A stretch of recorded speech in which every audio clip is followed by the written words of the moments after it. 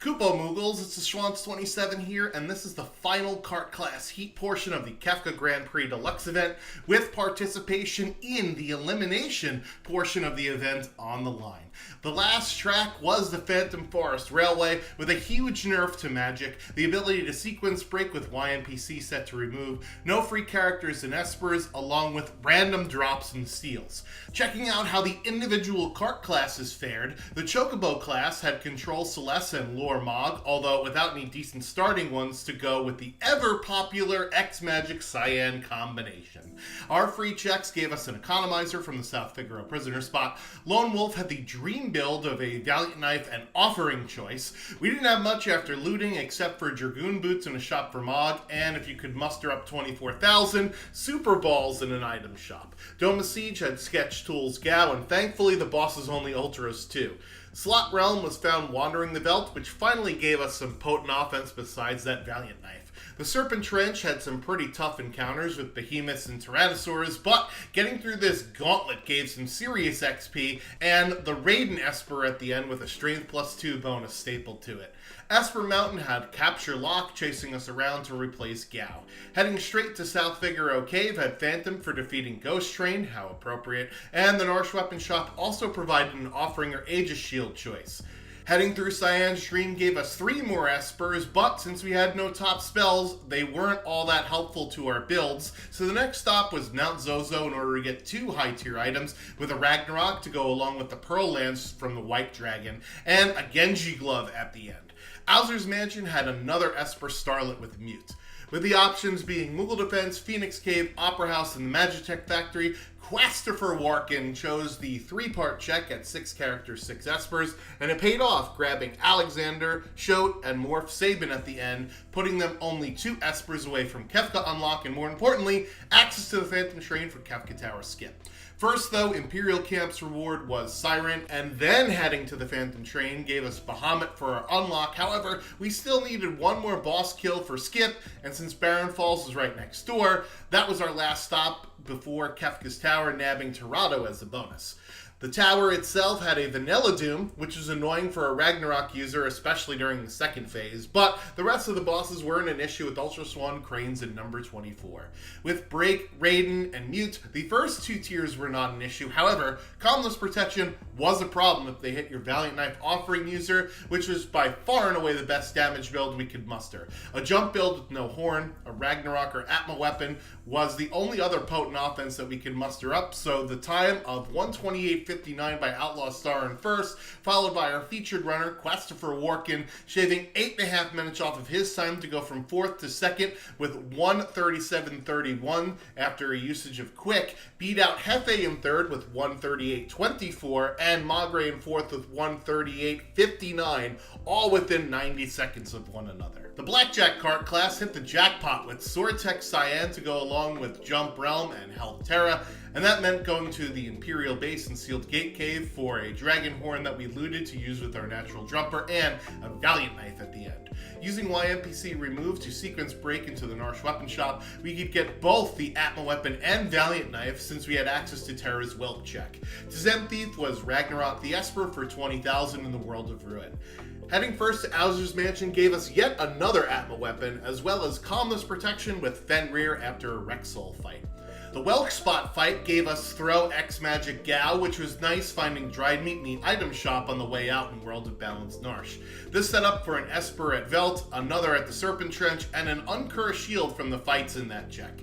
Gogo was waiting for us to take down Ultras 2 at Doma Siege. Another quick Rasopas fight in Esper Mountain dropped Maduin.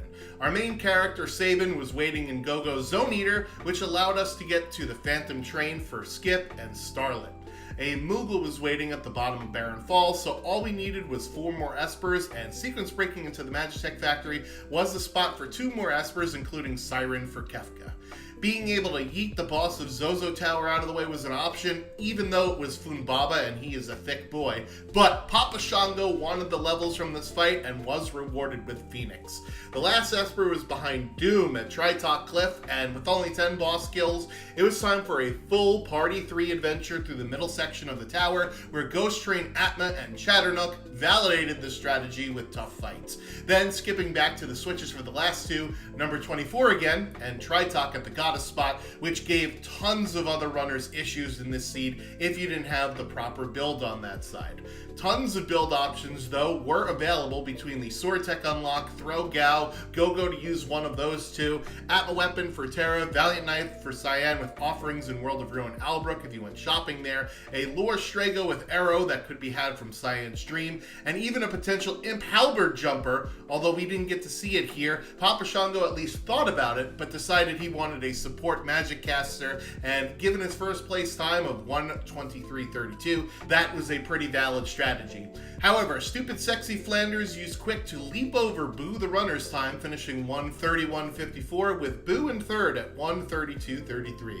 Physics Shebang nabbed fourth and also hit opposing runners with Fire 3 to cost some time for Boo and Papa Shango. Nani Gray also used Quick to get up to 5th place with almost 10 minutes off their original time at 1:34:31, finishing 16 seconds ahead of Jesus the Frog at 1:34:47 after Haze 2.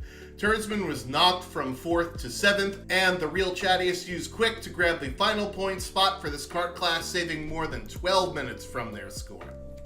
The Falcon Kart class was given a starting Sword Tech character, but on Celeste instead of Cyan, who had Jump, and Go-Go to round out this start.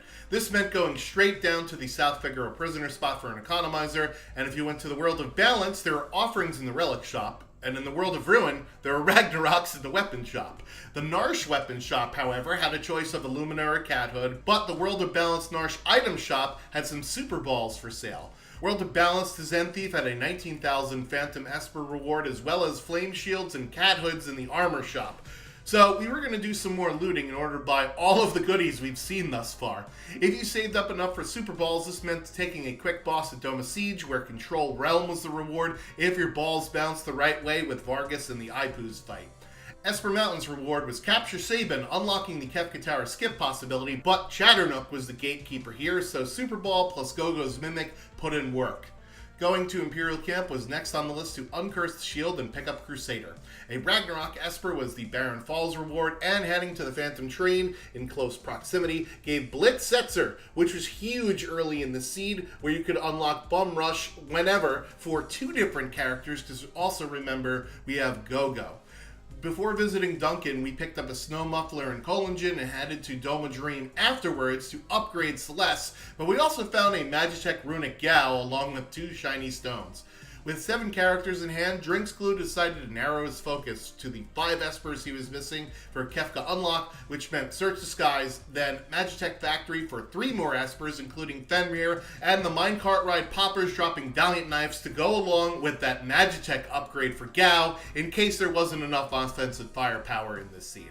Drinksglue opted for Opera House Disruption to get more levels, as well as nab the final Esper Shiva for Go Mode and the 12th boss for Kefka Tower Skip at the exact 50-minute mark. So to recap, there was Bum Rush, fully upgradable Sword Tech and Magitech, Valiant Knife drops, Ragnaroks and offerings for sale in the shop, an Illumina Dead check for your party, as well as a Throw Terra at Moogle Defense if you went there after getting Mog on the Vilt. So it was no wonder that with his super early unlock, Drinksglue took home first place with a 1:08:49, which is actually 1 minute slower than the time he ended up with in the race room, and 7 minutes ahead of Double Down's adjusted 1:15:54, with myself rounding out the top 3 just under the hour 20-minute mark, and Golden Shocker in 4th place just above it.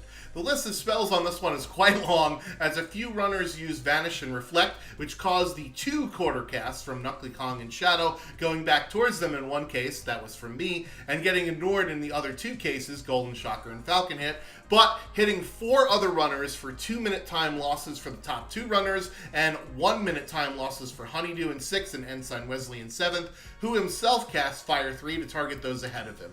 The most impactful spell was Lunar Chimera, who gained 14.5 minutes from Quick to pull into 5th place from 9th place, nabbing 10 points with a 122.25, with Falcon Hit falling out of the points in 7th place thanks to the spell cast. This means that Drinks Glue finished in 1st place overall, ahead of Falcon Hit in 2nd, Golden Shocker in 3rd, myself in 4th, Jesus the Frog in 5th, Honeydew in 6th, Double Down in 7th, Gar in 8th, Boo in 9th, Papa Shango leaping all the way into 10th from outside the bubble last week with his 1st place finish in the Phantom Forest Railway, Physics Shebang in 11th, Outlaw Star in 12th, Ensign Wesley, Hefe, and Narves all tied at 56 points for 13th, and the final spot goes to Turdsman, just 1 point ahead of Bubba Ski to round out our top 16 runners for the Championship Cup. The MP of all the participants, however, was cleared out and then set to a quarter, rounded down, of their overall standing points, and you can see that reflected in this screenshot here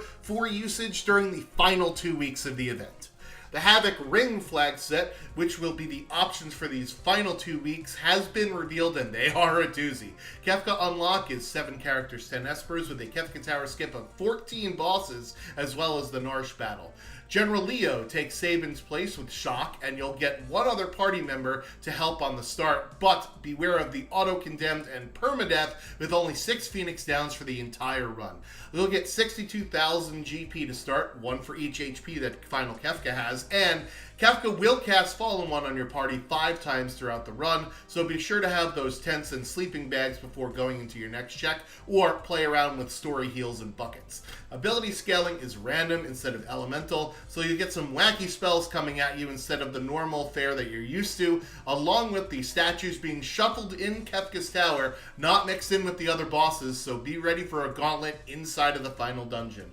Money is hard to come by with a GP multiplier of 3 instead of 5 and a 1/8 sell back, but chests and shops have been buffed slightly to accommodate, and no Illuminas or Experience Eggs can be found in the Coliseum either. YNPC is set to Vanish X-Zone, which does allow for sequence breaking after a short animation plays. This is by far and away the most challenging flag set yet, without the ability to bring back your characters after you've depleted your starting Phoenix Downs, a timer sitting over your head really emphasizing your ability to use the weight tricking technique, and the Fallen One objectives to force you to use your resources, which aren't easy to come by with the low money after your initial 62k GP purse. Let's see how the Championship Cup and Fallen Run seeds fare in the next recap. I've been the Schwantz27. Until next time.